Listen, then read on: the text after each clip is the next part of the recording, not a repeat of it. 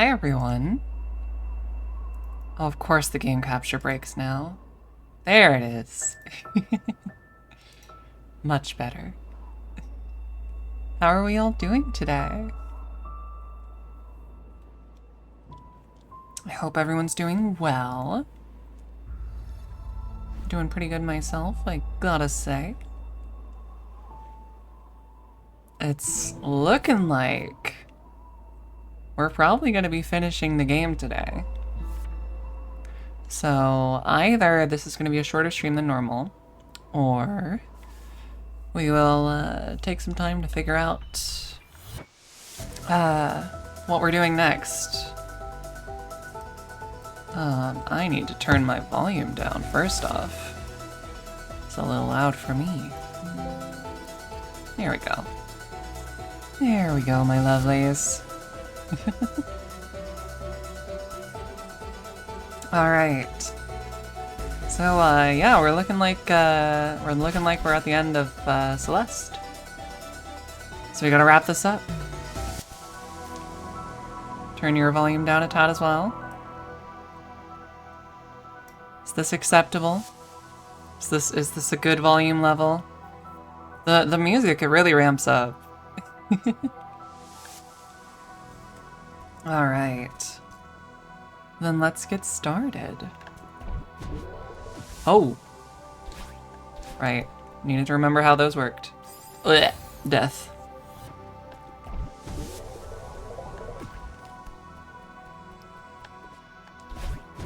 Okay. Mm-hmm.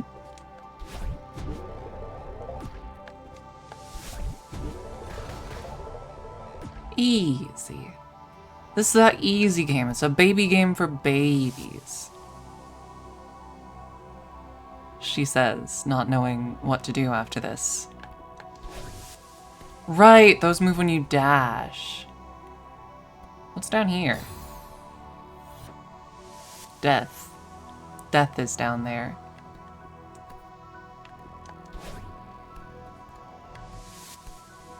Okay. Oh, duh. Duh, duh, duh, duh, duh. I know what I have to do, I think.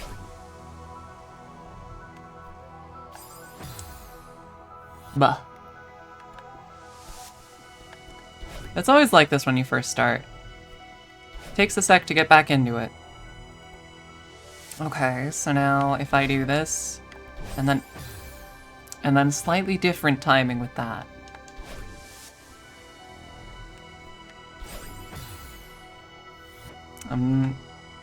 I'm just getting into it for the day. Don't worry about it.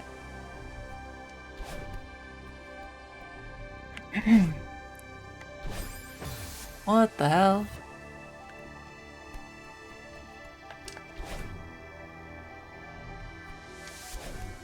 Okay, maybe it's not a baby game, but like, you know, it's still super easy, and also I'm literally baby, so you don't get to make fun of me.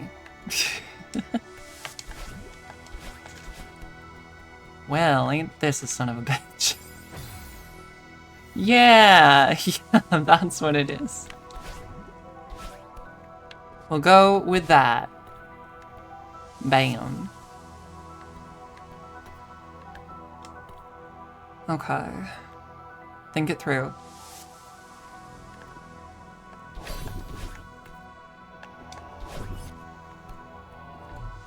Think it through. See? It's easy. It's easy. Literally her. Yeah, I'm literally orb. I'm actually straight up small orb. And you can't make fun of me. Legally, you are not allowed to make fun of me. What's this? Oh. Mmm.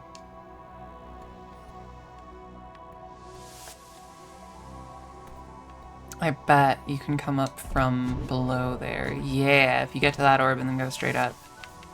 Okay, okay, okay. Oh, hello. Hello there. Hello, welcome to stream. Hey, do you wanna help out? Yeah, it's our last Celeste stream. It's our last Celeste stream, small man. Isn't that exciting? Yeah, no, I'm really excited about it too. Rav Smooch, Captain. Okay, yeah. Just hold on. Do you want to come in? Do you want lap time? Is that what this is? Do you want lap time? You're getting lap time either way.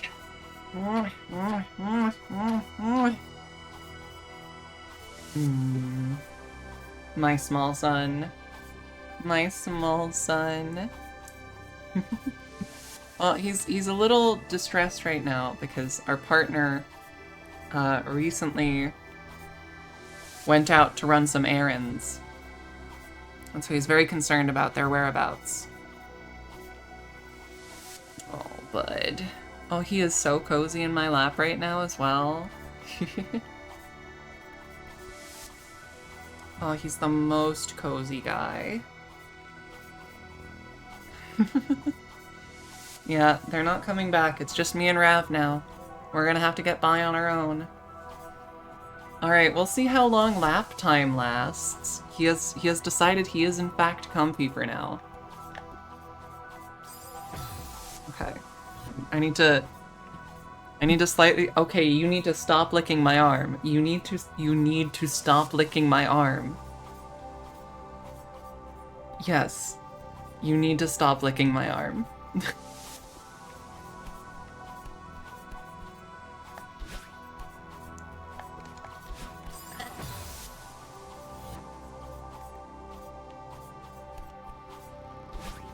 Oh well.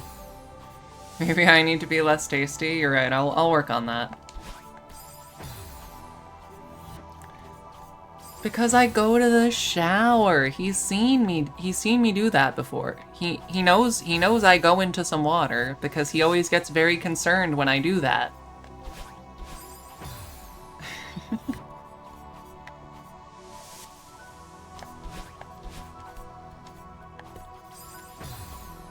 Ugh.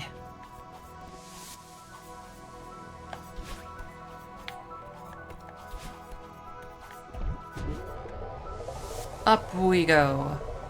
Up we go. No, okay, that is true. That is true. I did make a whole audio about that. Oh, there's a berry on the other side. Well, I gotta get that too. He has abandoned the lap. He has forsaken the lap. The boy simply does not care. Blech.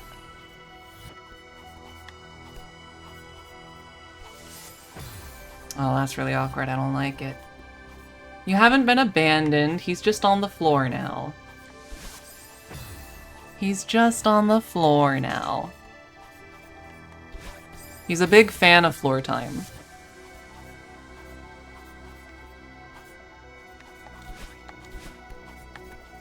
I imagine he would actually be much happier if I joined him on the floor right now. But unfortunately, I can't do that for him at the moment.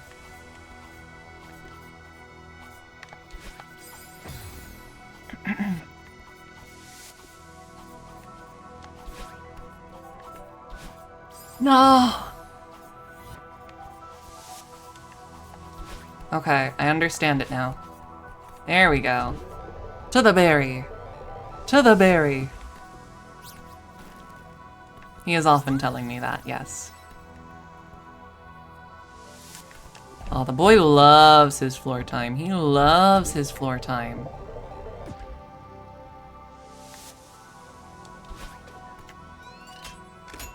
On we go. So. I see.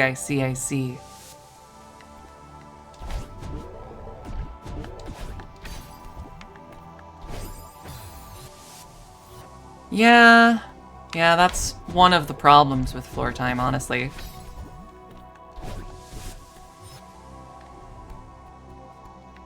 There we go. Oh. Death comes.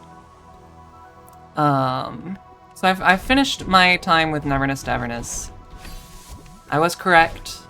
It is not exactly my vibe. It does not suit me. It's not a bad game by any stretch. But not my thing, right? But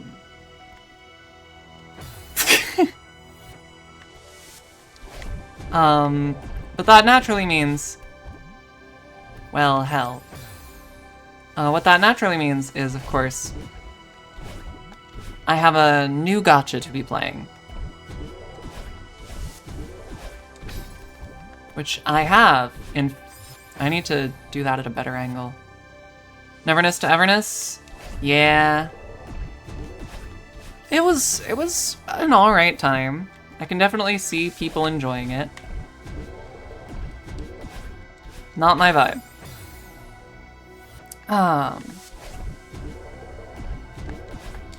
Recently, though, I've started playing a different gacha. And this is one that's very well known, very successful, very long running, but has escaped my my analysis until now. I have not played it before now. Let's see, it's death if I go straight down, right? Surely. Yes.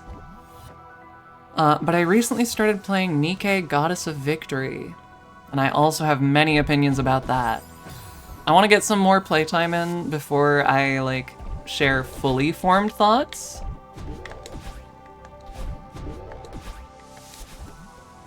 But one of the games of all time. I'm gonna be honest. I'm gonna be honest. I'm gonna be honest. I'm gonna be honest. Okay? Okay? The normal gameplay is kind of, like, not super compelling to me. But it does have a rhythm game just built into it. From the main menu. There's like a little star icon on the left, and it has a whole ass minigame with the soundtrack of the game. It's a good it's a good rhythm game, like genuinely. Even if the normal gameplay doesn't compel me that much, that is a good ass rhythm game. It's really excellent. I highly recommend the rhythm game.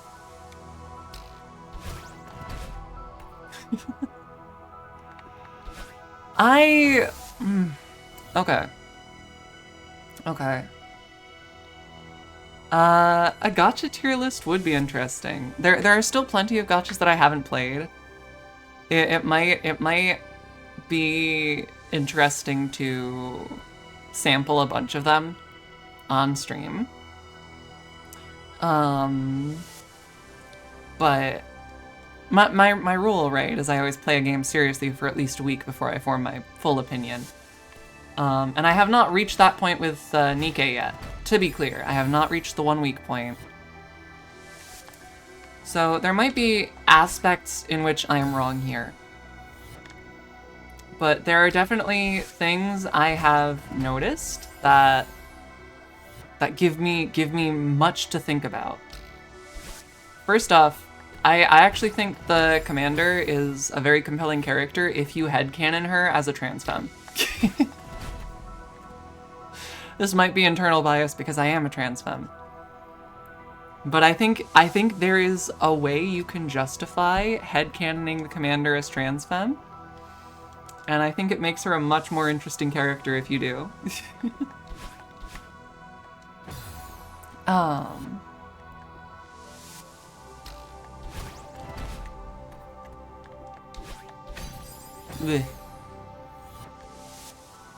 Because the thing with the game, right? Its core conceit, the core conceit of the game's story is that there's been essentially an apocalypse. The world has ended. Oh my god.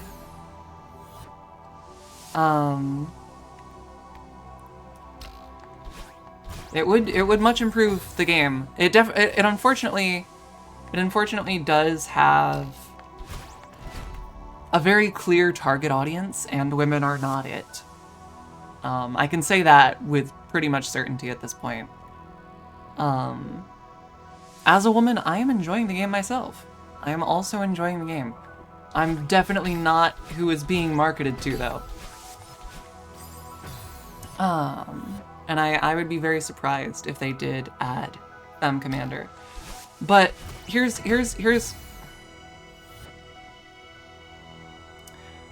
I know the opposite, Elizabeth Strike, so probably is confirmation bias. And if you take the setting as what it is, regardless of who actually plays it, there is a clear target in mind from the creators.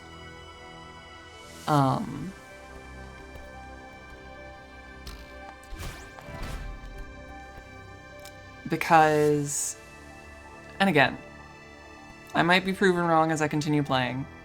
There might be things that I don't know. But it does have a good story, fairly compelling characters.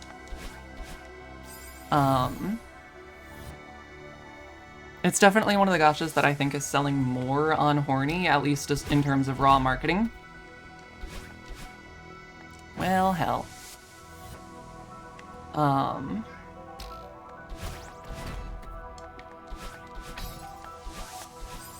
Sha. This jump is really hard. But like, more than that. The fact is, the commander canonically is a man, right? The translation, the dubbing, the commander is alternately referred to with he and they, which feeds into my trans femme commander theory, but we'll get to that. But it's very clearly meant to be he, him, right?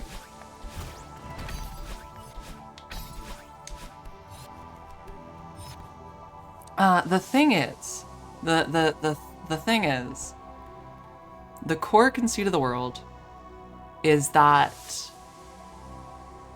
this game and the world that it takes place in is a post-apocalypse where the world has been taken over by robots. Blech. Called raptures. And the way that humanity managed to survive, the way they have to fight back, is through the use of what are called Nikes, which are sort of androids, but not. They are people who have been converted into... Oh, Yuri. They have not been... Well, one could argue they have been converted into Yuri.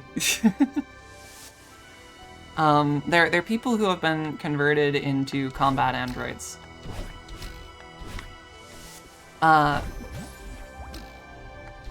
I need to focus up.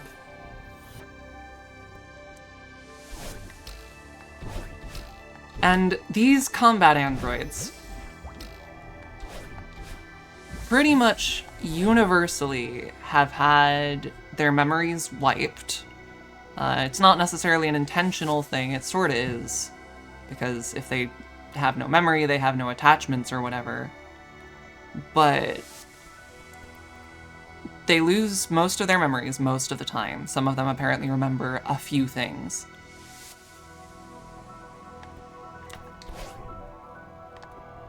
Oh, I see. And they have this magic goop in their brains, or whatever, that makes it so that... Oh, you gotta start all the way from back here. Brutal.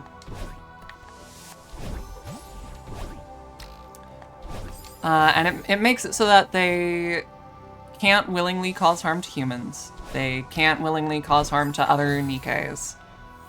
And they can't disobey their commanders. There are exceptions to this, but it's pretty much always portrayed as someone through incredible force of will defying their programming. The Nikes are also exclusively women. For plot reasons, only women can become Nikes, and specifically only women under a certain age can become Nikes. And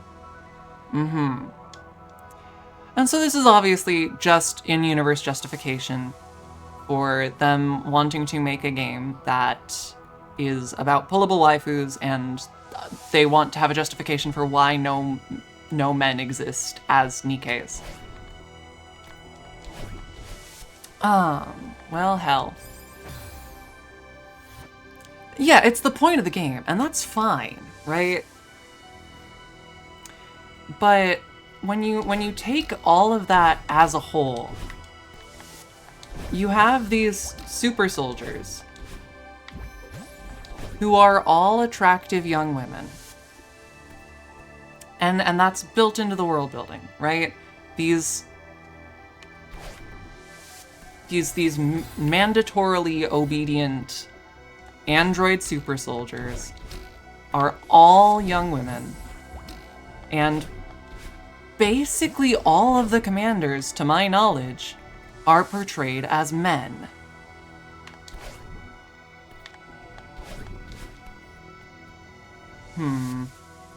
Okay, I have to make it over that in one. And I think the setting is there to serve a purpose, right? The setting is there to serve a purpose, and that purpose is fine. I have no judgment against that purpose existing. If people want to get off, they want to get off, right? I don't care. I am enjoying the game. Again, it does have a really good story. It has really good, compelling characters. The thing that gets to me, right, is I feel like there's missed potential in the story, okay? Because I think if we take this world building and make just a tiny adjustment to the point of view character, you could tell really fucking phenomenal stories. But obviously that would take viewing the setting through a feminist lens, which is never going to happen. The creators will never do that. Right? Because I think to myself, like, okay, let's take as a given that the rules of this setting are the rules of this setting. Well then, imagine the social pressure that a girl or a young woman would feel existing in this setting. We already have a society that tells anyone born with a uterus that they have a responsibility to bear children, right? A responsibility to do X thing. And the worth of a woman is placed on her ability to produce children. It's one of the fundamental reasons that transgender women are, by some, not considered real women. Or at least that's one of the justifications they give, is that a trans woman can't have kids, can't give birth. And so, I think of that. And I think of the social pressure that would exist in a post-apocalypse where the only weapons that can fight against these robots are Nikkeis, and only a very select demographic can become them. Imagine the pressure you would feel if you were a part of that demographic. Imagine the shame and the guilt that might be spat at you if you refuse.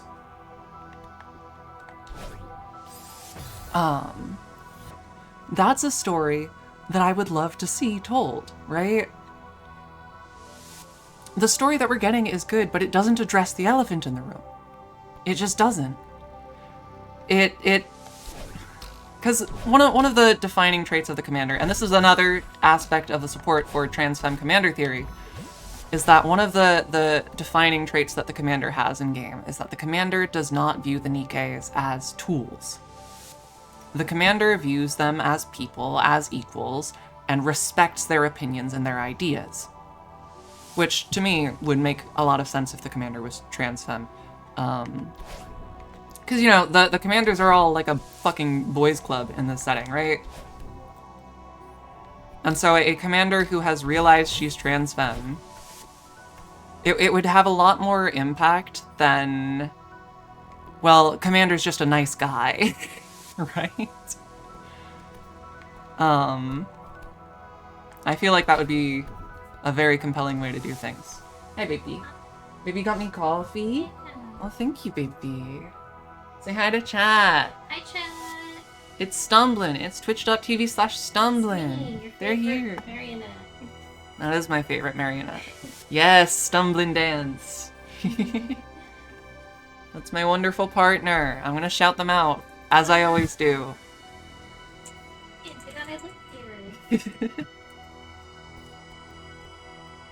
If you haven't followed my partner yet, you'd better do it right now. I'll fight you. Oh, this is a good cold brew. Yeah, that's that French vanilla. Good stuff.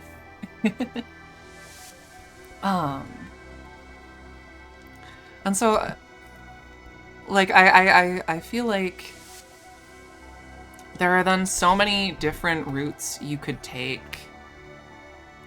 Oh my goodness. Oh my goodness. Hello, hello, hello. Welcome in, Raiders. We are playing right about the end of Celeste while talking about gacha and philosophy. That's what we're doing today, my lovelies.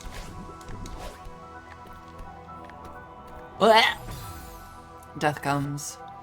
And you start all the way at the bottom, god damn.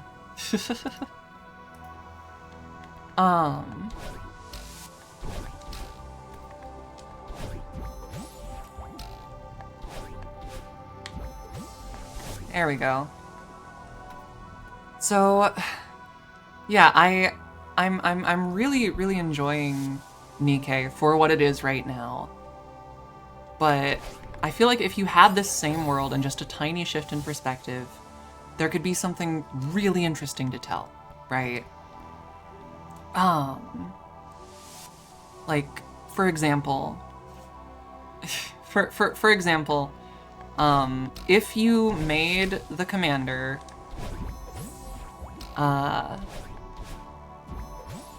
if the commander was a cisgender woman, right? First off, that immediately demands that they intrude upon the obvious boy club that is the leadership in the arc. That's already a step in an interesting direction. But more than that, depending on the age of the player character, if the character is of an age where they could be converted into a Nikke, right? There might be this constant fear in the back of her head that if she's ever catastrophically injured in battle, she might be converted, right? And the thought of that fear could be a really interesting character thing, because then we have someone who would definitely respect the Nikkes under her command a lot more than, say, a male commander typically would, but who is also terrified of becoming like them, which would add this really interesting tension to her relationships with them.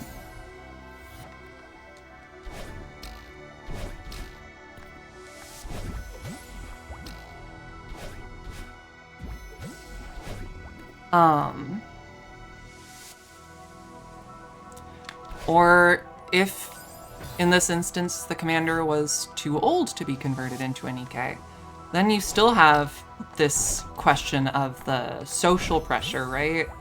And the shame and guilt, where people say, like, if you were going to join the military anyways, why didn't you become a Nikke? Why did you wait? Why didn't you do this earlier?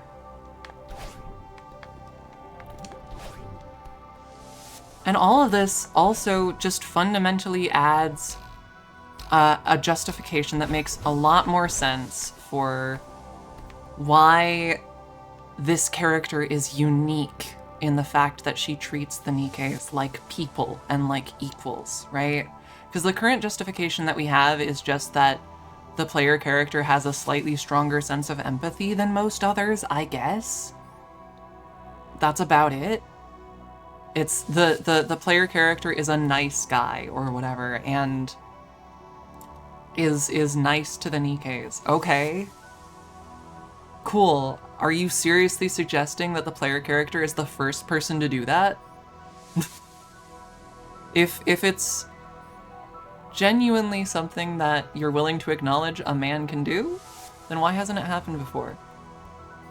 But if we do have this setting that's incredibly dehumanizing to women, and that treats them this way, then having the player character be a woman in this leadership role, this intruder on the boys' club, right? Of course she would have more empathy towards the Nikkeis than they would. Of course she would. Right? This is it. The home stretch. We're so close. We're going to make it. Yeah. What's wrong? I'm sorry. I was holding you back. I need to learn to trust you. It's not your fault. I tried to leave you behind. Honestly, I've been trying to leave you behind my entire life. I'm sorry. I wish I tried to understand you sooner. I was too proud or stubborn or something. We wasted so much time and energy. At least we're finally talking about it. Yeah. I'm glad the mountain brought you out. I think we can move past this. If we can climb this mountain together, we can do anything. What if we don't make it? I can be okay with that. You would? Of course. I'm just glad we're trying. I really needed to do this. I'm finally starting to understand why. Let's finish this.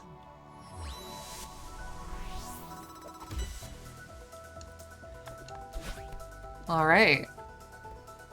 We're gaming. We're gaming.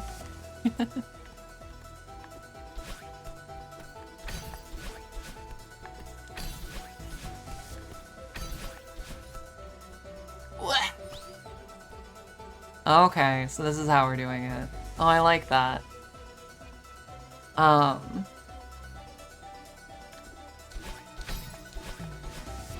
Whoosh. No. And I do think if you add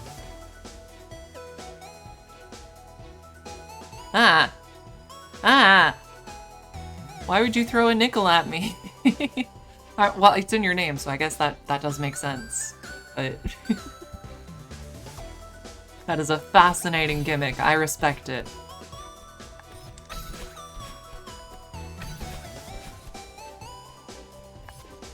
No! More the fool am I.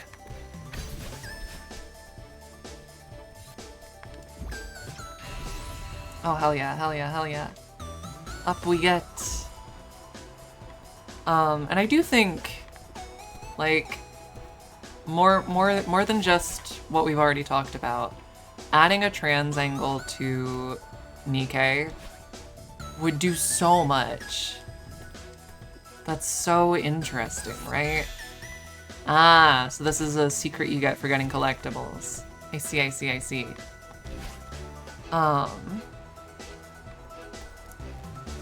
Because I just think to myself, right? If the commander was trans femme, then we have someone who had an in to the boys' club, right? Who had power and authority and a path laid out to follow, who is rejecting that very fiercely for the sake of self-definition. It's pretty good stuff, right?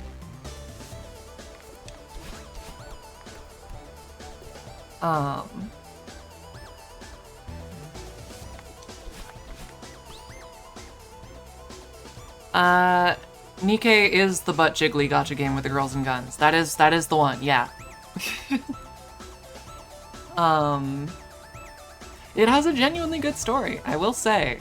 Like, the story so far has been enjoyable. I just wish the elephant was addressed. Yeah! This is the thing, right? The most successful gachas, and this is something I'm always saying, most gachas sell their characters. I'm genuinely considering writing Fix-It Fic for Nikkei that addresses the elephant. I have genuinely been thinking about writing Nikkei fanfic to do this.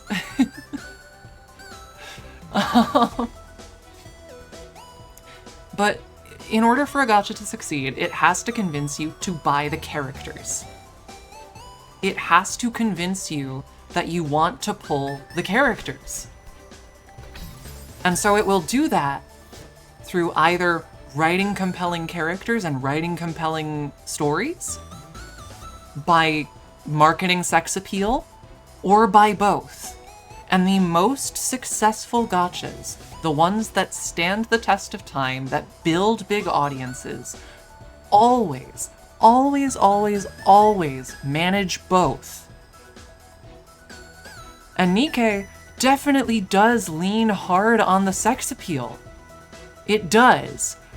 But if that was all it had, it would not have anywhere near the mass appeal that it does. It wouldn't have succeeded anywhere near as much as it has. There is a great story. It's just not necessarily viewing itself through a feminist lens, which tracks. And so there is an elephant that I wish was addressed. That's my main personal critique, is I wish it would talk about the societal implications of the world that it's built. The new Witcher 3 DLC? There's a new one? I was not aware. I'm intrigued now. I love The Witcher 3. I am studying gachology. This is what I do. This is what I do. I play as many gachas as possible to study them, because I find it fascinating.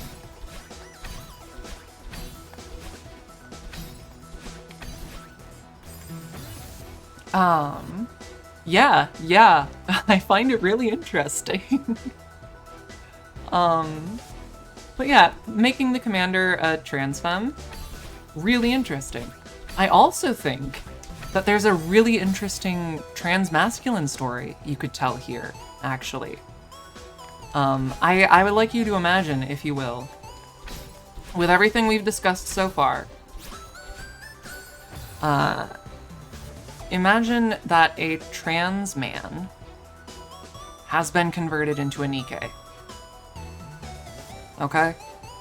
Imagine that scenario where this man has, for some reason or another, become a modified android super soldier and has had his memories wiped away. But regardless of all of the changes that have been made, that fundamental aspect of his personality is not something that just disappears. That fundamental facet of who he is still there. And so imagine the situation where you are an android super soldier who looks a certain way and occupies a very, very gendered position in this society. Right? Coming to that conclusion about yourself, realizing who you are, and then finding a way to assert yourself and your identity regardless of those circumstances. That's another really interesting story, if you ask me. So yeah, I would just love to see the story talk more about the implications of the setting that it's built, but I know it never will. That's the thing that breaks my heart, is it will never, ever address the elephant in the room. Because the fact is, its target audience could not give less of a fuck.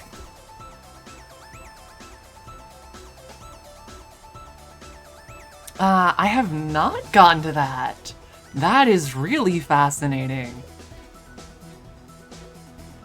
I am... Oh. Ooh. Ooh. Ooh, but that would change things so much. That would also be really interesting. It is still a very gendered role in this society, but imagine, right? You put someone through the Nikkei making machine, and then suddenly out pops a hunk of a man. Fuck yeah, good for him in that case. No, this is what happened when I talked to my friends about this. They said I have to be the change I want to see in the world. Like I said, I am strongly considering writing Nikkei fanfic to do this. I think there's something to be said about taking a setting whose writers will never realize its potential and then doing something with it yourself. I think that's a fun thing to do.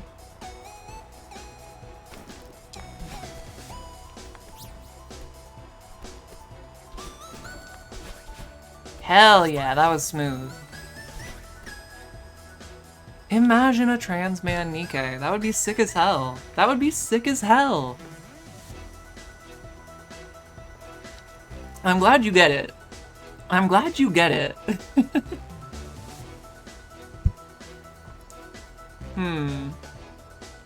Right, because the whole deal is that they just put goop in the brain and the rest of the body is artificial, isn't it? There are many things to think about, many angles to take. It is definitely... That's a very essentialist way of looking at things. You just gotta goop up the brain a little bit. But yeah, I just think that there could be a really interesting story if you just told the story from the perspective of anyone else. Right? If you tell basically the same story but with a woman as the main character, we have something really interesting here.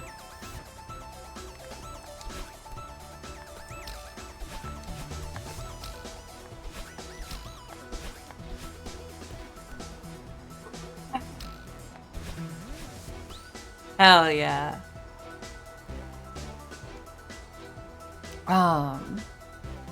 But yeah, no, the game is...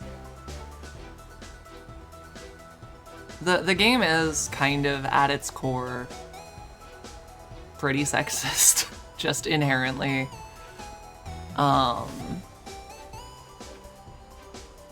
And there's no escaping that. And it's totally reasonable to not want to engage with it, right? I find it interesting from an academic standpoint, and I personally, again, if we were telling a different story here, I love stories of people pushing their own identity and really strongly pushing for their individuality in circumstances that discourage that, right? And so I see the setting of Nikkei and I think, wow, this would be a fucked up world to exist in.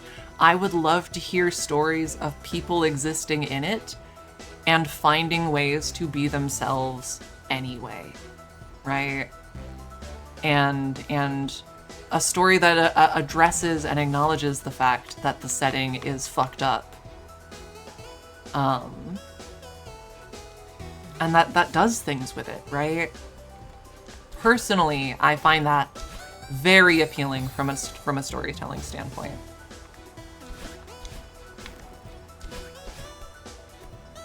Oof, how the hell do I do this?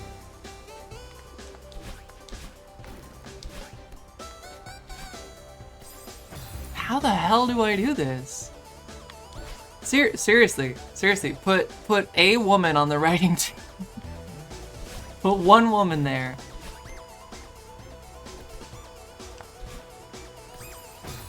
Um,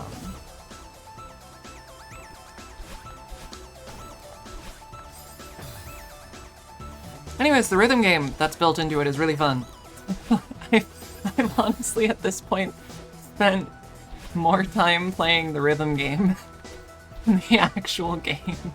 Because it's a really good rhythm game.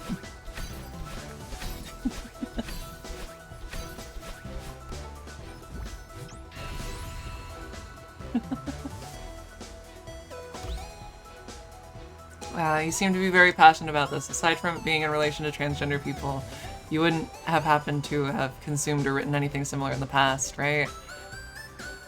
Trying to think of the stories that I've written that have touched on those specific issues. Upwind. The wind go up.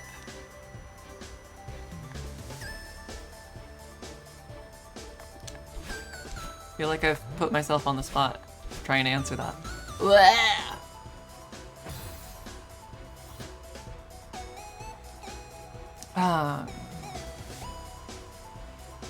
Yeah. I like Kate Vi. I like Arcane. I enjoy that show. I like that ship. Oh yeah, Coffee Witch. Probably fits that bill, yeah. I will say it's one of the many cases where it feels like certain shows, certain media will frame an issue as though it's like an isolated thing or like the fault of one person. Oh, what the hell?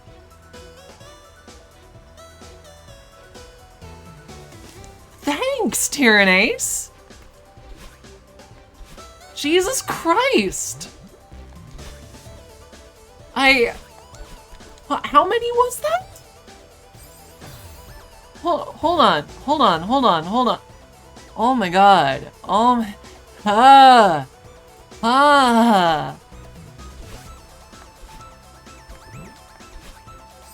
You can't be doing this. 10 subs and 510 bits? That's fucked up. That's a fucked up thing you just did. Thank you.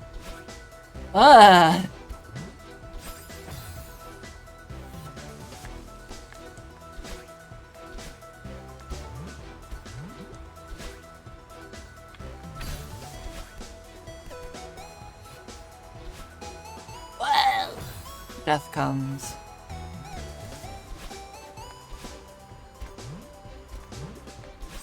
But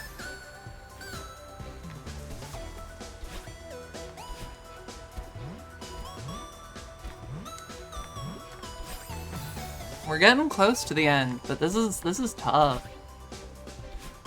Wait.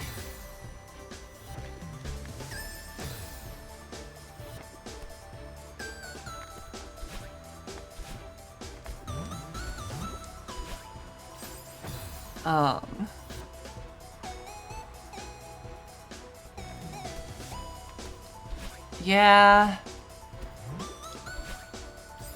Because a lot of media, it treats things like they're just an isolated incident or just like one person. When it's like we've at the end of Arcane, we have a big fight that's essentially to preserve the status quo. Like things change somewhat.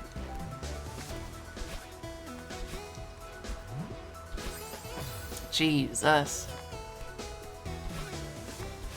But like at the end of the day,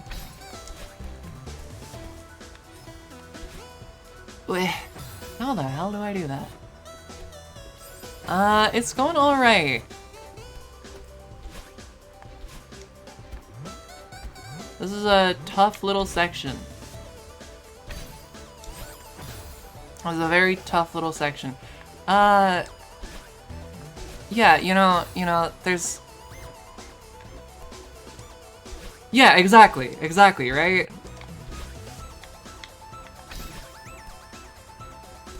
We don't talk about why things in Zon ended up the way they did. And I feel like we should.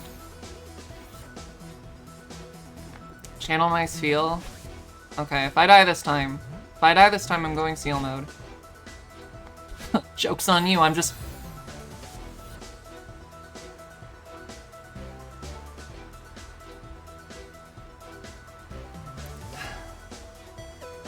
Blig. Grig. Greg. Bleh.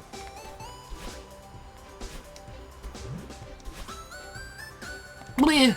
Ugh. Bleh. Grig. Bleh. Bleh. Bleh. Bleh. Bleh. Bleh. Alright. Alright. You know it's Feel Gaming time. Well, shit. Works every time. That's true, it does. If you just feel it, things tend to work out. Ugh. No, don't worry, I just turned into a seal. Well, a seal specifically, but, you know, same diff. I do that sometimes. I turn into a Pokemon. That was a tough jump. You know what? Actually, I am at 69 strawberries, aren't I? We're staying. I'm gonna show my age. I did not stay at 6'7", I'm staying at 6'9".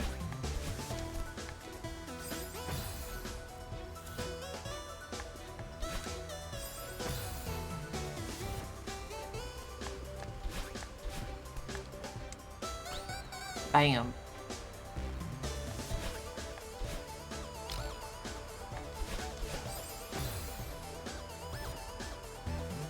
My favorite part is when it's feeling time in Field. Well, that happens basically every stream, so don't you worry.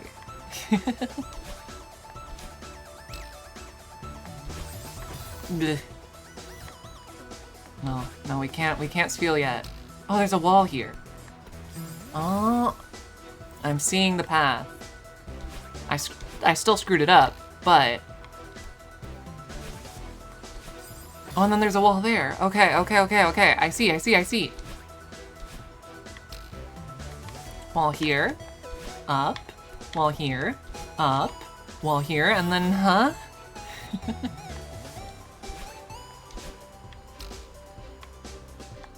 Bah.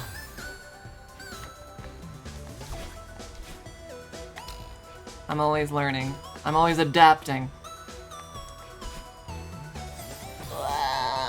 But I'm not quite good enough. It's not seal time. It's not seal time. I can't. If I rely on the seal as a crutch, how will I ever grow? I'm more than just a seal. I'm more than just a seal. I'm Flawless Faye.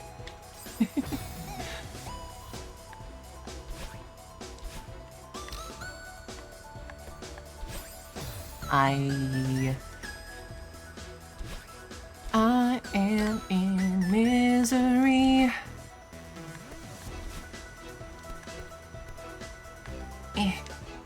Wah.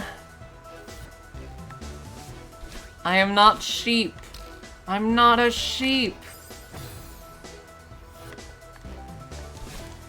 I'm not a seal. I'm not a sheep. I'm a fairy dragon who's super cool.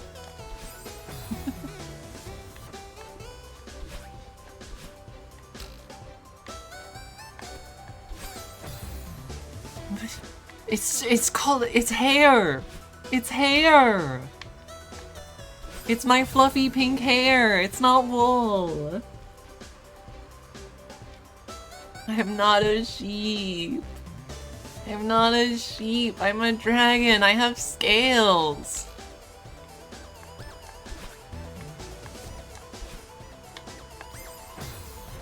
Would a seal have awesome blue scales? Yeah, of course I have blue scales and pronouns. Checkmate, liberals.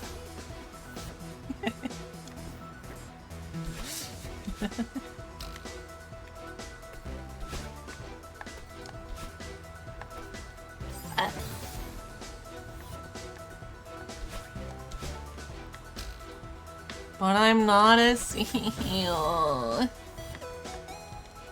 Okay, this might come as a shock. This might come as a shock. Aoife's Scale of Sapphire was a self-insert. What? The blue-scaled fairy-winged dragon from Scale of Sapphire is a self-insert of Flawless Fae? Couldn't be. Couldn't be.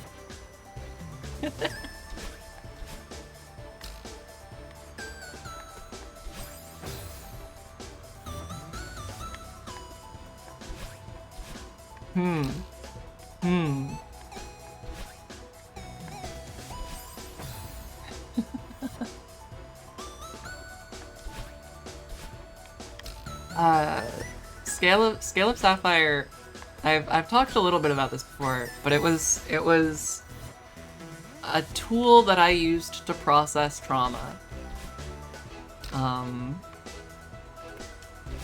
The main antagonist, Cyrus, is someone I as a writer pinned a lot of my own trauma on. I made him the embodiment of it, basically.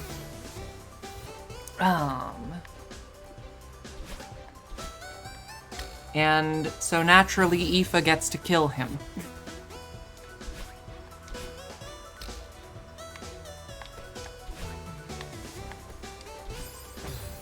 You know, it was he did almost do that.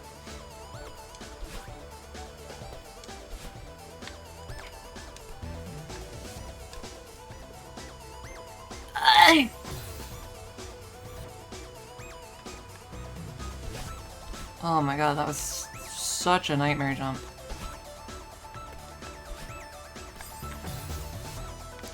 There's a lot of nightmare jumps, to be honest. Well, thank you so much. It's something that I am incredibly proud to have created. But it was also very much something that I packed a lot of my own feelings into, and my own trauma. It was, you know, a long time ago, something very awful was done to me, you know? Not long before I started writing Scale of Sapphire, something very awful was done to me. And the person who did it, did not ever face any consequences. And was never stopped, and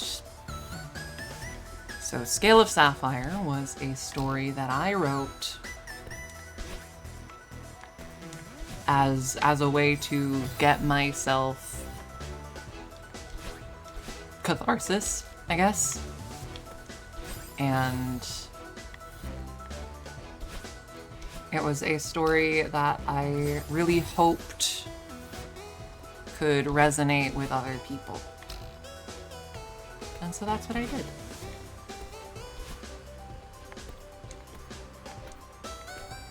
Is the wind strong enough for me to use it to hop up? Yes. Sort of.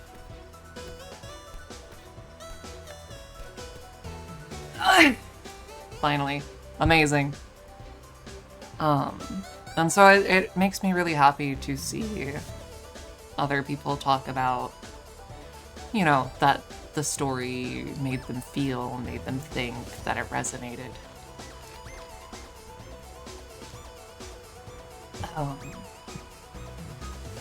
It was a lot. It was a lot. I never have the big bad Cyrus do the thing itself, because I didn't want to write that. But I definitely based a lot of the character Aoife's feelings towards him off of those feelings and that trauma that I experienced. She very much is a self-insert.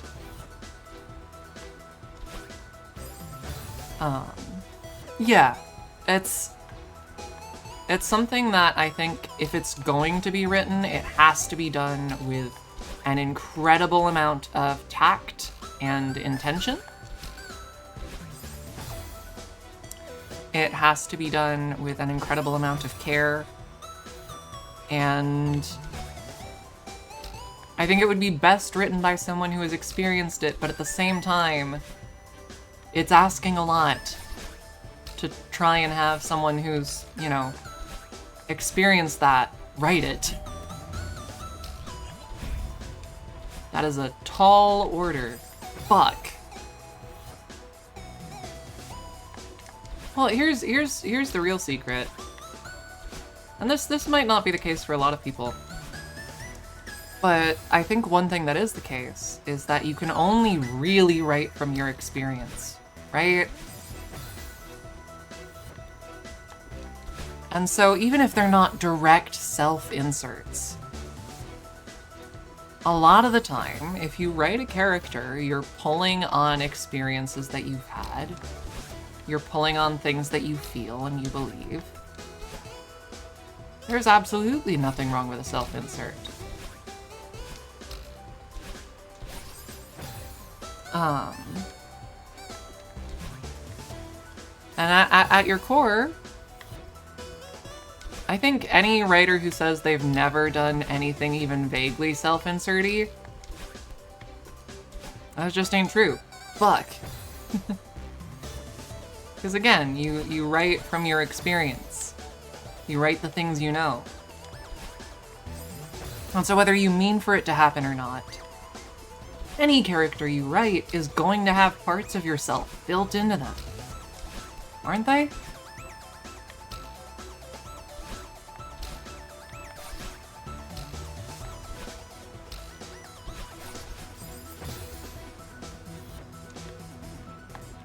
Yeah, I think self-inserts as a whole come off as very genuine, right?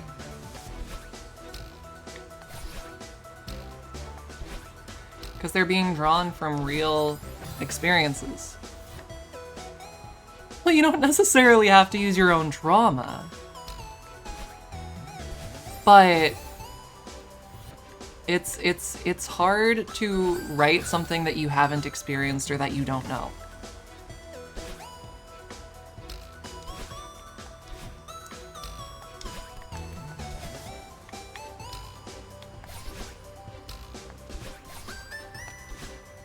It'd be like if you asked a teenager to write about what it's like to get drunk. Hopefully they shouldn't know what that's like. And so they probably won't be able to write that in a way that does the experience of being drunk justice.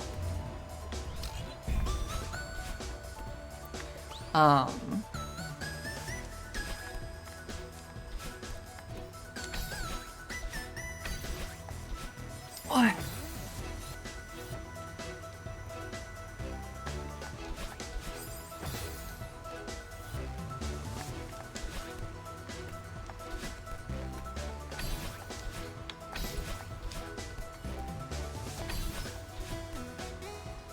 Nice.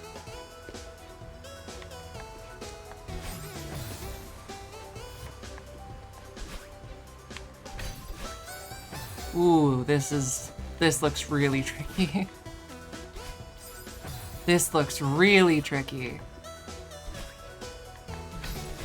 So yeah, I don't think there's ever inherently anything wrong with self-insert as a concept. I think it could be useful. I think if you write drawing from your own experiences, you'll write something that's very real, you know?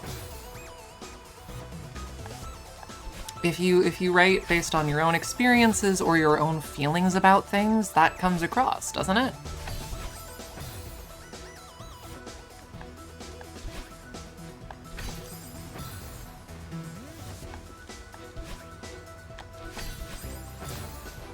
I am probably gonna be here a little while.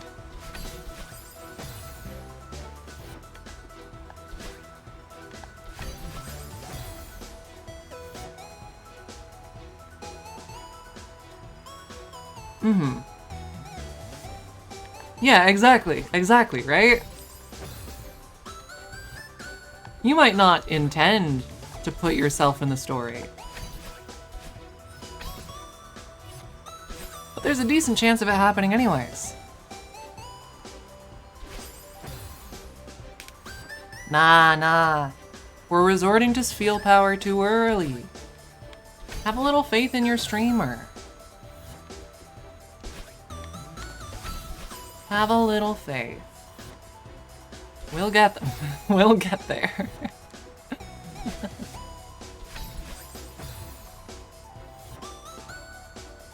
Mm-hmm. The thing that got me back... Ooh, shrimp check? Oh yeah, I'm postured up. I'm postured up now. You were right, I was a little bit slouchy. The thing that got me back into reading, which is eventually what got me to write Scale of Sapphire, was when I started reading gender bend fic written by other trans people.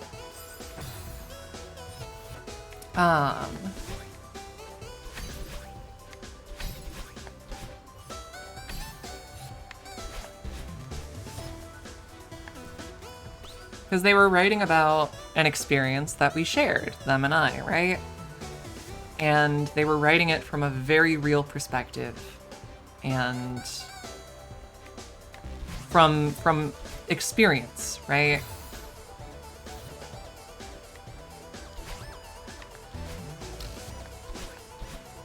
Oof. And that's what really got me back into reading, because I didn't read for a while. Ooh, okay. But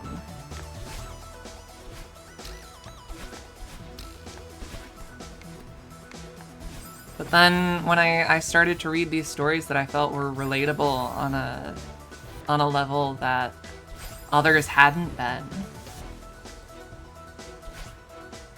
I was able to really get back into reading.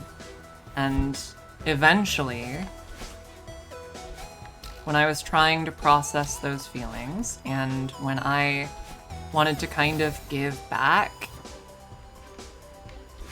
with what, you know, I had received from the trans writing community, I decided to write my own story. And to dig into my own feelings for it. Oh, hell. Oh, hell.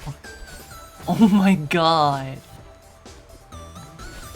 Oh my god, this looks nightmarish.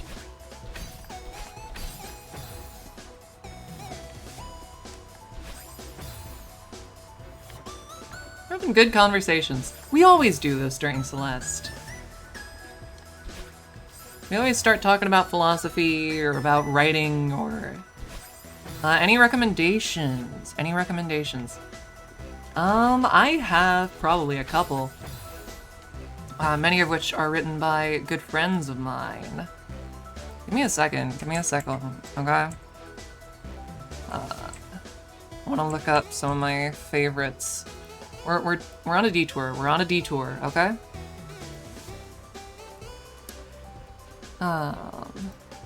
Let's see... Swinging by.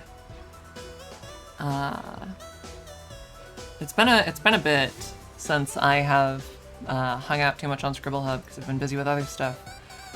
But Transformed by the Lady Who Lives in My Nightmares is good trans eldritch horror.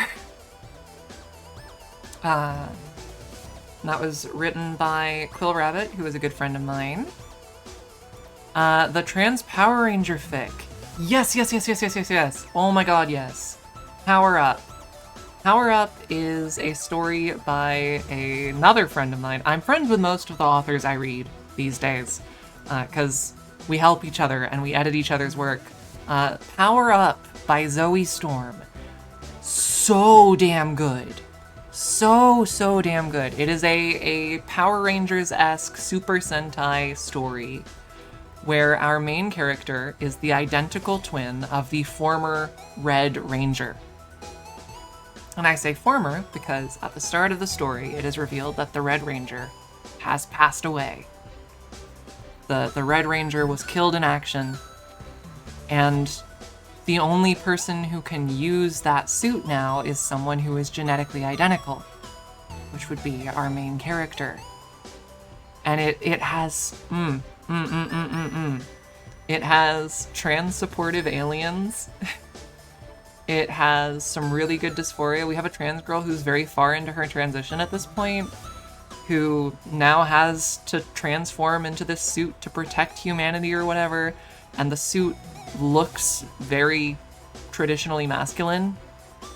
And so she's got all these feelings, and there's so much tension with her and the rest of the team because obviously they were all close to her brother. It's really good. It's really, really good. Zoe Storm has written a lot of really phenomenal stories. I highly recommend her work. She's very talented. She's a good friend. She's talented. Absolutely go read her stuff. Another one of the classic transfic authors, okay, is the author of Kami Ketu on Scribble Hub. That would be Quiet Valerie, she's called. And Quiet Valerie has written quite a few stories at this point. My personal favorite would be Trouble with Horns. Trouble with Horns is fantastic. Rin of Avonside is also a really, really good story. Highly recommend both of those. Let's see. A Transformative Spark was also a very good one. That's a trans magical girl story by Katie the Angel Witch. Alex is, I believe, another story by Zoe. Alex is a great one. Any Other Name, I believe, was written by Alamimax. Yes, it was. Ella is another good friend of mine.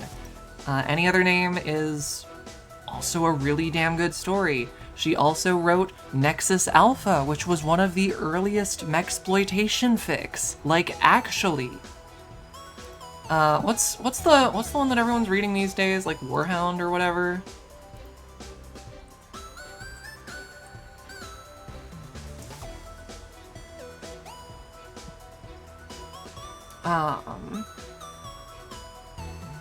Yeah, Warhound, I believe, is the name of the recent popular mexploitation fic. And they were around the same time that they started. And they're both really good. Mexploitation. It's stories about capitalism, giant robots, and lesbians, usually. Okay, I've explained the mexploitation genre on stream before, but it's a genre that was sort of inspired by fucking Armored Core 6 and that sort of vibe. But yeah, absolutely go read some of Ella's stories. Campus Creatures is also a really good one. Go read her stuff. Go read her stuff. It's nice. It's nice. I'm gonna give one last good recommendation. By Mogust, we have Dawn Weaver, A Tale of Dragon Riders. It's a pretty fun one. It's a pretty fun one. So yeah, absolutely. Go ahead and give those a look. They're very good. But mexploitation is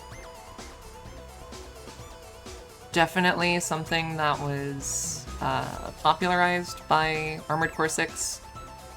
At its core, like the very common thing is that you have these characters who are giant robot pilots who are treated kind of like tools or like property by their corporate bosses. There's usually a handler involved.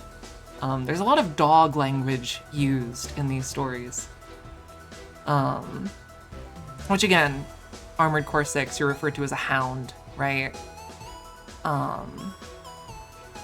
And oftentimes we have really messed up relationships between between the pilots or between the pilots and their handlers that are, you know, not necessarily healthy. They tend to be based off of really significant power imbalances. But it's good stuff. From a fictional standpoint, there are some fun stories to be told, I will say. Yeah, exactly. And so, you know, if you're in the mood for a particular brand of, honestly, in many cases, and definitely in the case of Nexus Alpha, really messed up lesbian smut, absolutely give it a read.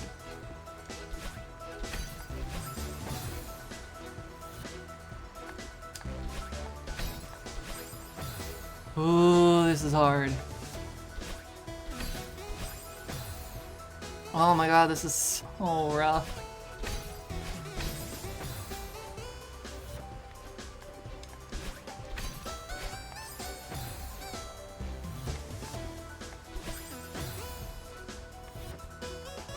I should replay Armored Core 6 sometime.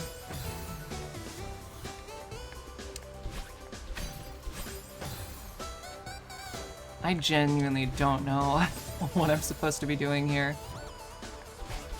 Like, I guess would I do like a really quick flip like that? Yeah, Scribble Hub is a place where a lot of really good transfic is posted. It has history with the genre of gender bend, which naturally appeals to trans femmes, especially trans femmes that haven't figured it out yet. And so naturally, later on, some of those trans femmes start writing their own fiction, which is more explicitly trans, and then, yeah. Oh! Yes! Oh, that was such a hard bit.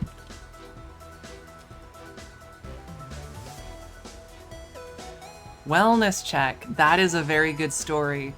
It is HDG, so there's a lot of CWs. Make sure to mind them if you give it a read. But Wellness Check is a very good story. It is very, very good. I am a fan.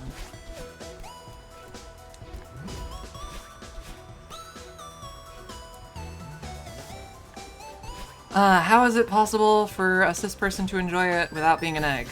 Well, that's because of a specific line of fetishization of the idea of having control over a woman's body. And or as a form of degradation, because they view the idea of being a woman as, you know, an inferior state of being.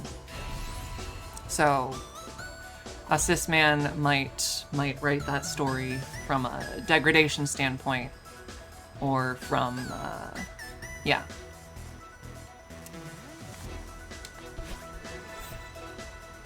See, the problem that happens is because that's the type of story that gets told so often, or at least that used to be the primary form of that story, right? A lot of trans girls who feel like they want to be a girl will read stories like that and think, oh, this is what I'm feeling, right? Even if they don't actually feel that way, they'll tell themselves like, oh, I'm just fetishizing this. Baby girl, no. Baby girl, you're not. You're not. You're clearly not. You clearly want this for non-sexual reasons, or more than just sexual reasons. Baby girl, don't say that about yourself.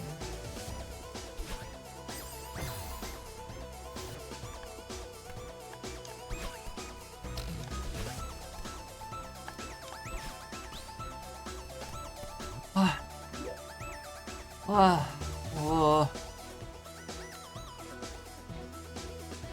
Okay. That didn't really help.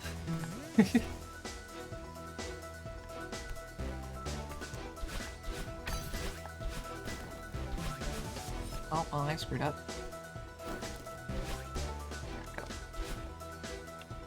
Oh, and then there's a bounce there. Okay, cool. I mean, I convinced myself that it was a fetish too. Especially because I'm probably not going to do the post-game now. Well, it depends on how long it would be.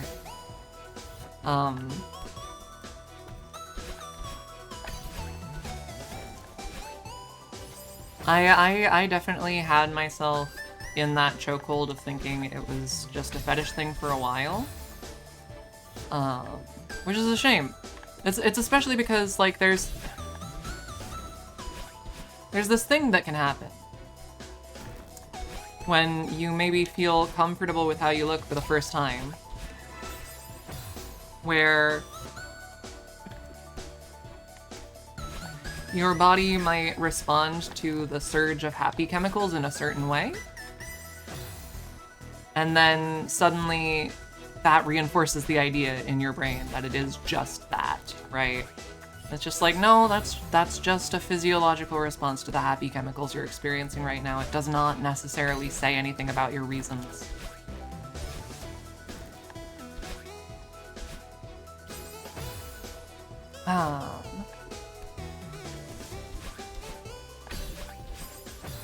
And so I think having more trans femme media out there is a helpful thing. I have in so many of my stories, I have characters who think it's, you know, they use the same justifications that I did back in the day, right?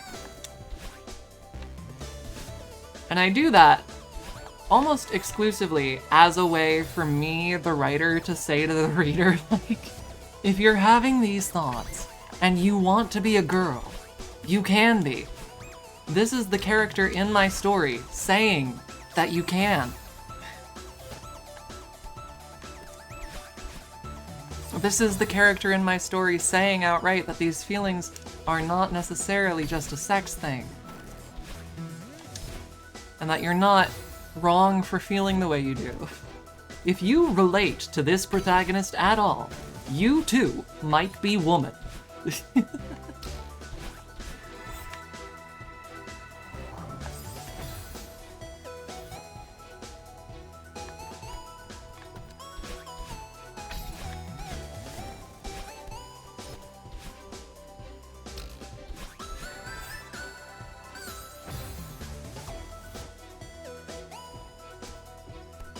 I mean, if that is genuinely the case, then sure, that's fine.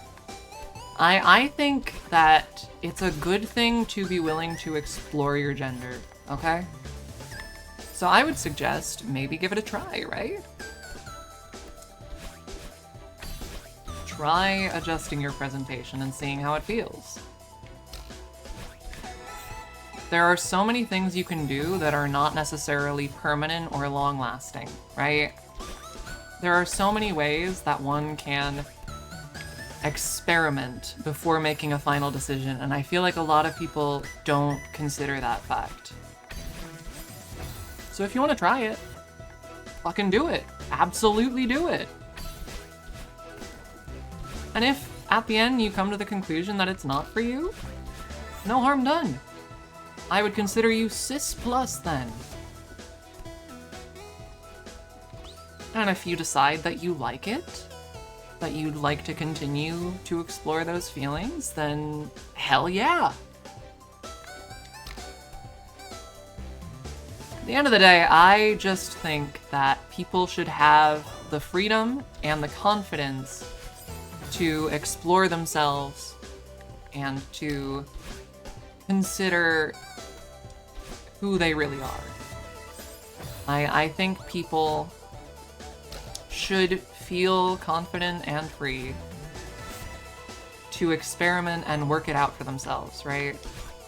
So if you're curious, then fuck yeah. Fuck yeah, give stuff a try. I highly recommend it. And if you decide being a woman's great, welcome to the club. If you decide not for you, then I'm proud of you for giving it a go. Either way, I'd say it's a good thing.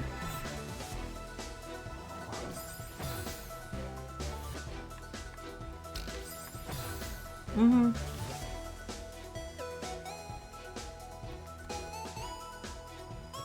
But I do think if you're considering it, if you are the type of person to say to yourself, I would like to try it, then try it. You know? You only really have the one life to live, right? And so I think it's better to try and be wrong than the other way around, right? Because then at least you know.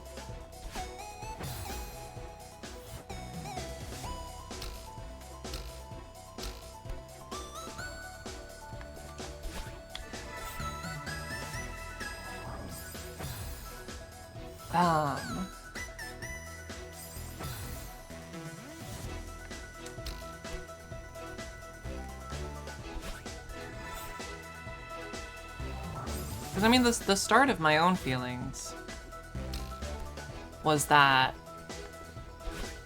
I tried cross-dressing, right? And then it turned out it wasn't cross-dressing. I gave it a go, and I learned things about myself over time.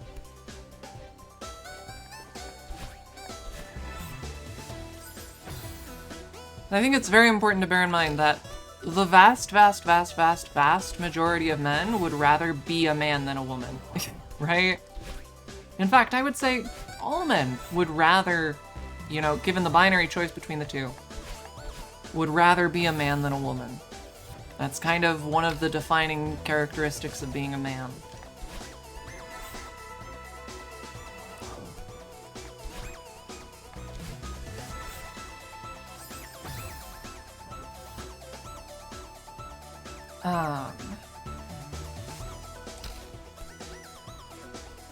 So yeah, I just think exploring and thinking about who you are is a good thing to do.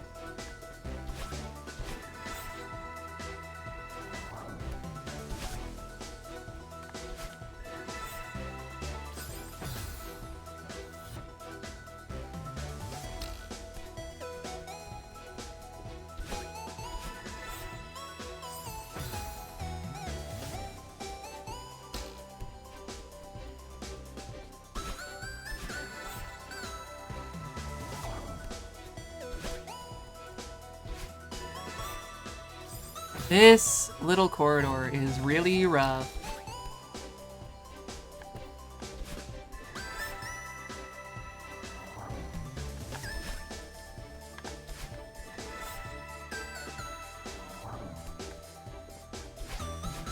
What? Okay, amazing. 2. We're close. Oh, that is really rough, squishy siren. Don't like to see that. Bah.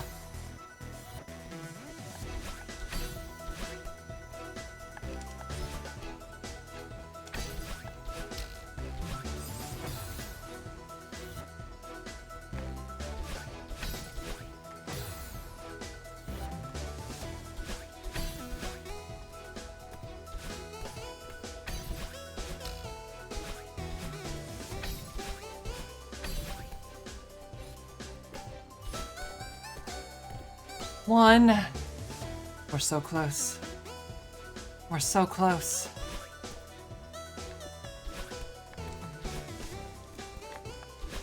Well, the music fades.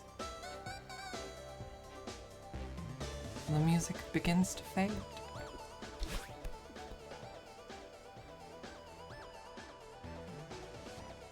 What is my VTuber avatar to me? Is it my ideal body or a fun way to present yourself on stream? Given full choice, given the full capacity to use a character creator, I would look like this, yeah. Or something close to it. Having scales and pointy teeth and pointy ears and horns and talons and wings, like, hell yeah. Hell yeah. I mean, I'm a beautiful lady, to be clear. I am honestly looking forward to doing my eventual face reveal. I think I look pretty good, all things considered. But I'm constrained by the weakness of human flesh. I must be freed from this mortal form.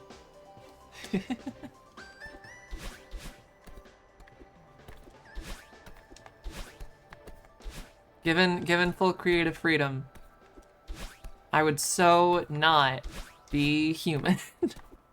I would be some kind of horrid creature.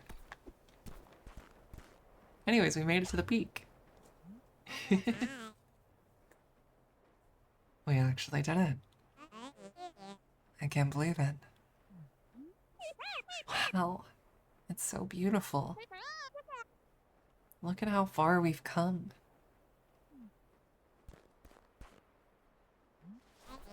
I'm glad I got to see this before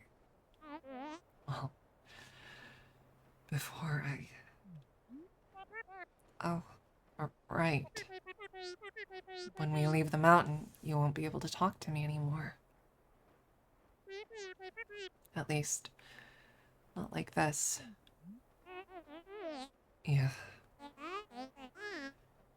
I know that we need to go home, eventually. But it'll be scary to lose this body.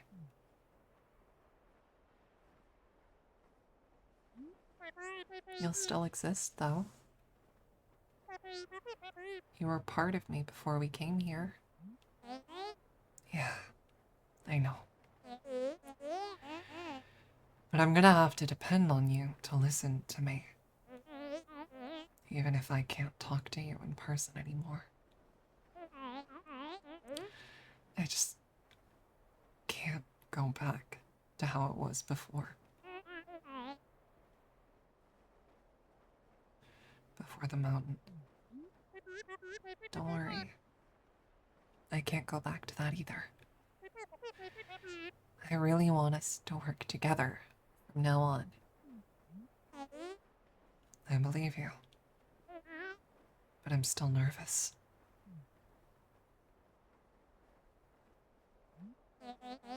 So, now what? Let's just enjoy this for a bit.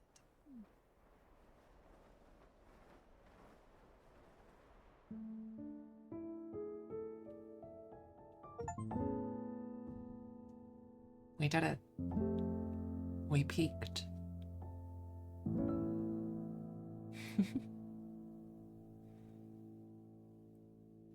Y'all.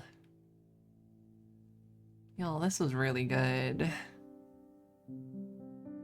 This was really good, y'all. Hold on a second. Hold on a second. Get my dumb ass out of the credits. Get out of the credits. I'm over here now. You're still blocking credits, but it's fine. We can see them before they get covered up by you. Getting over it with Bennett Foddy next? No. No. No, no, no, no, no.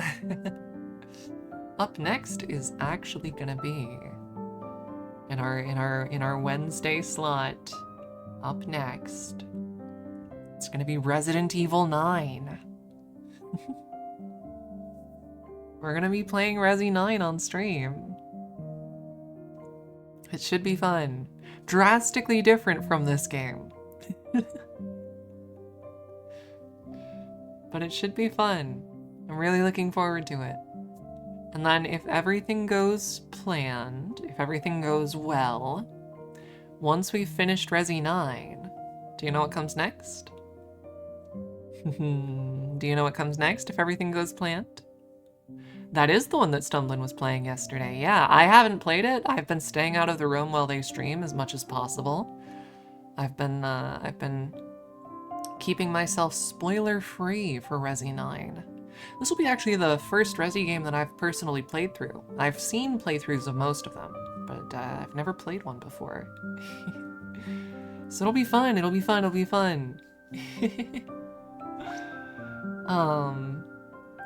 But once we've finished Resi 9, the plan is either to do something short while coordinating with Lynn, or if the coordination works out, Lynn and I will be streaming Monster Hunter Rise together, because I've never played Sunbreak before.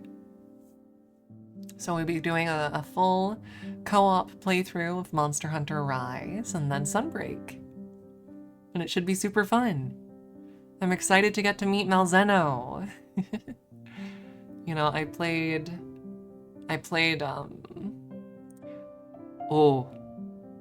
Sorry, I just had the thought of, wow, if there was a goth baddie version of me that could clone herself 3 times, nothing could stop me. Anyways. I played Stories 3 on my own time pretty recently, and so I got to meet Malzeno there. It was pretty sick. It's a pretty sick dragon. I've heard bits and pieces of Malzeno lore.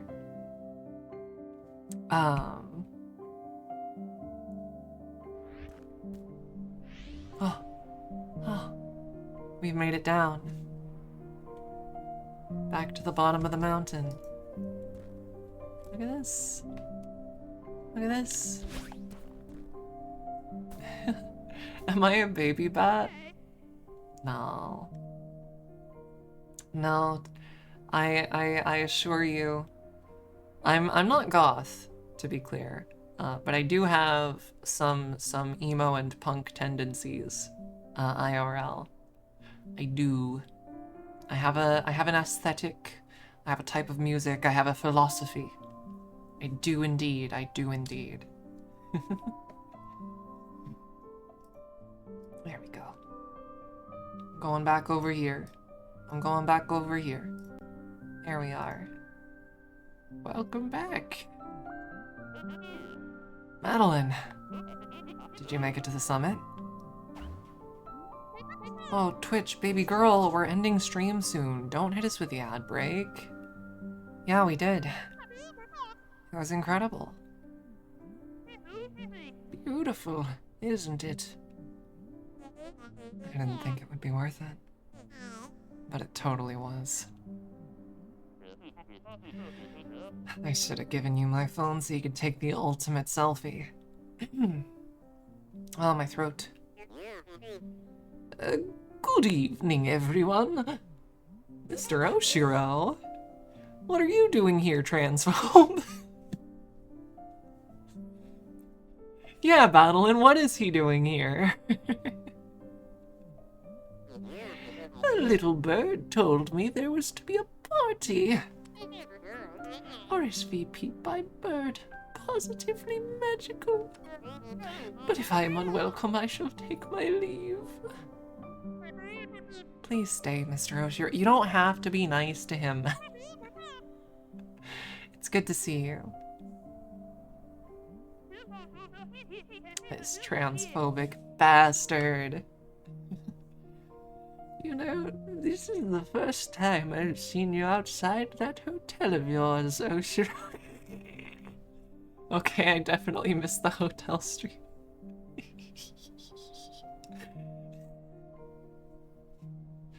He's just a transphobe, okay? He specifically has issues with puppy girls. This is the lore we've built for him. I'm glad you made it. Madeline here is baking us a pie with all the strawberries she's been collecting. I'm doing what? Huh?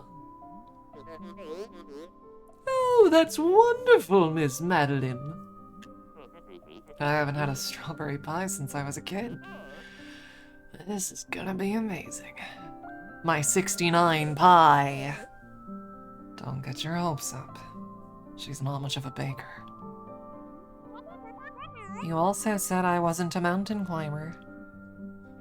True. I can't promise it'll live up to the hype, Theo, but I tried my best. So, how's it taste?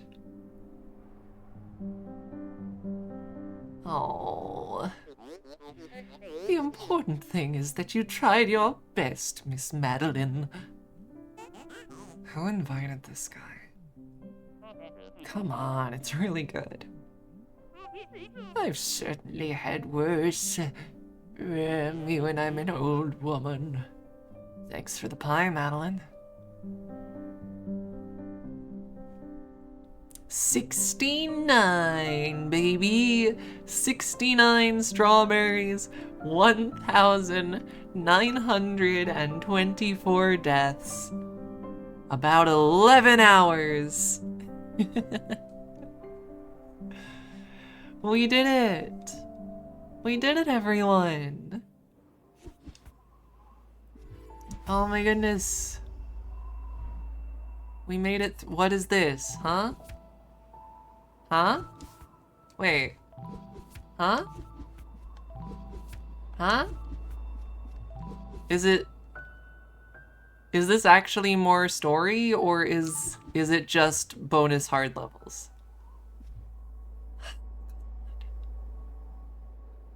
Is it just one chapter? Is it just the one chapter? Is it all? Okay. Then I guess we're not done with Celeste.